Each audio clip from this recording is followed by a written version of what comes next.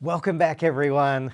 Episode 55, Sue. We're in the production phase. You know, I was thinking today about how much I love making documentary films. I love all types of films, as you well know. But there's something really special about documentaries. There's things that happen that sort of capture the human spirit in a way that's almost impossible to script and capture in any other form of filmmaking. So I'm so glad you guys have made it to production. There's a huge payoff during this phase. So today we're going to be talking about who is your storyteller, because it's a really important thing to have in mind as you get into production. We have done this in quite a few different ways. We've struggled with it. We went through a phase where we were like, no, we don't want presenter-led. We don't want any presenters. No presenter-led stuff for us. Keep it pure. Keep it... You know, your style and your taste will change as your filmmaking, progresses through your career. So there's a number of different ways you can do this. Let's talk through them. Yeah, so the central storyteller is really the glue to your film, I think, is a good way of looking at it. So we talked about ingredients last episode. Maybe this is the base or the glue that keeps it all hanging together. So I think there are kind of three main options that most people use here. So you can have a presenter, as you talked about, so someone who's guiding you through on camera and off camera with narration. You can have the bodiless narrator, which is also a very popular type of storyteller, which can sort of carry you through the whole narrative, or you can have neither. And when you have neither, that's great for the purists, and this is where you're really relying on the protagonist of your film to really do that heavy lifting in terms of being the central storyteller as well as your main character. So I think the narration one's really interesting because this is where you can really get your celebrities involved, because you don't necessarily need to put them on camera because you're just employing their voice. And sometimes that makes it much more accessible to get a really high calibre celebrity into your film, which can really, really help with getting the distribution. Yeah, I agree with that. Because when you're booking celebrities, and we've certainly used them in some of our films, it's much easier to get them for a narrating role because it's so much less time. You just need to book them in for the sound session. You've already got the script all pre-written. You can send it to them to rehearse, and then they can a good actor will knock it out really quickly. So that's a really efficient way of getting a celebrity into your film, which might make it more marketable.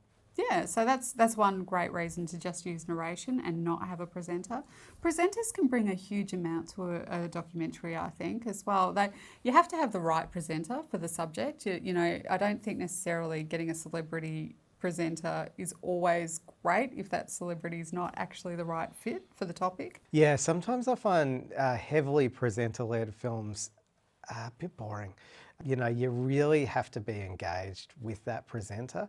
I think they work best when they're bringing a real personal story to it, a real personal wire to it. But sometimes there's just so many pieces to camera that you're relying on to glue your whole master narrative together that it can become a little dull. And I think that's a downside to some presenters, but when they are cast right, they are brilliant. And I think often when it's the filmmaker themselves being the presenter, that can work really well because they're so passionate around the topic that they're creating the film about. They bring so much energy to it that I think if they'd employed someone to be the presenter, that might get lost. So sometimes that's a really good choice as well. I think if you're using a presenter, it's really important to not have same. So really challenge yourself to keep doing your links and your presenter-led pieces in different ways, in different locations, using different types of language, because otherwise you might find that you just have this element or ingredient like a dish with too many potatoes that gets really hard to digest. So tell me about protagonists. How do you use a protagonist as your lead storyteller? Look, the closest we've done to that is a biographical feature film we made about this amazing, Nobel Prize nominated doctor, Dr. Raj. And he was brilliant talent, and we didn't really need a narrator or a presenter because he was so strong at telling his own story.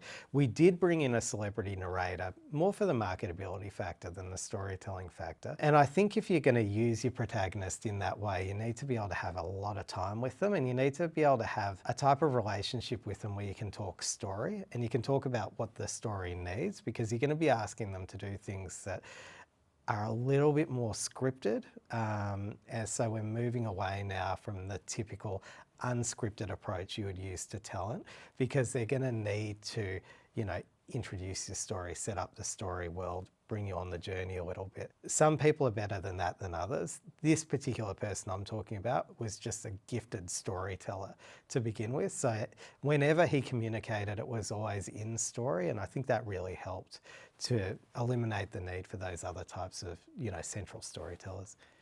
And here's the big question that I'm sure all of our audience are wondering is, can you change? Like if you start off as having a presenter and then it's not working, can you switch to narration? Or if you start off with narration and then you get the most amazing presenter signed on, can you switch? What do you reckon? Yes, and it depends. I think it's a bit of like the nature of your production. If it's a commissioned work, I think it's going to be hard to change midstream, but I would advise that you always do change to make a better film. That might be a big negotiation you need to go through with whoever's commissioned your work. So do what's best for the story when you can, but sometimes you might be a bit locked in depending on the arrangements you've made in pre-production. Yeah, I think that's good advice. You should try and stick with, what your original plan is, but be flexible as well, which I think kind of goes with everything to do with filmmaking. You kind of best laid plans, and then if it's a documentary, you kind of can roll with it a bit.